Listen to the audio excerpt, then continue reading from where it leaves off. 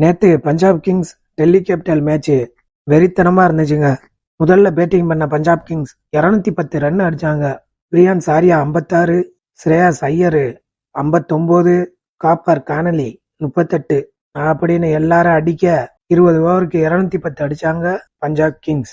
211 அடிச்சா வெற்றி என்ற எளிய இலக்குடன் களமிறங்கிய டெல்லி கேபிட்டல்ஸ் ஆரம்பத்துல அடுத்தடுத்து விக்கெட் போய் தடுமாறினாங்க. 33 ரனுக்குலாம் 3 விக்கெட் விழுந்துருச்சு. இன்னி எங்க ஜெயிக்க போறாங்கன்னு நான் தூங்க போயிட்டேன். எந்திரிச்சு காலையில பார்த்தா டெல்லி கேபிட்டல் ஜெயிச்சு விட்டாங்க. 19வது ஓவர்லயே 216 ரன் அடிச்சு. யாருடா அடிச்சதுன்னு பார்த்தா இந்த ஐபிஎல் ஃபுல்லா ரன்னே அடிக்காத Axar Patel captain 56 run, David Miller 51, Ashutosh Sharma 24, Madhav திவாரின்னு புதுப்பையன் 18, அக்கீப் நபி 10ன்னு எல்லாரும் அடிச்சு கை கொடுக்க ஈஸியா வெற்றி பெற்று விட்டார்கள் டெல்லி கேபிட்டல்ஸ். இந்த வெற்றியின் மூலம் டெல்லி கேபிட்டல்ஸ் பாயிண்ட்ஸ் டேபிள்ல 7வது இடத்துக்கும் பஞ்சாப் கிங்ஸ் 4வது இடத்துக்கும் போயிட்டாங்க.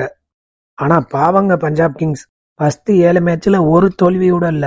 அடுத்த 4 மேட்ச்ல 4மே தோல்வி. என்னதான் அவங்களுக்கு ஆச்சுன்னே தெரியல.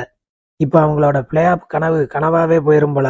இன்னும் மீதம் இருக்க 3 மேட்ச்ல 2 மேட்சாச்சும் வின் பண்ணா மட்டும்தான் பஞ்சாப் கிங்ஸ் பிளே ஆஃப் போக முடியும். நீங்க என்ன நினைக்கிறீங்க? பிளே ஆஃப்ஸ் போவாங்களா பஞ்சாப் கிங்ஸ்?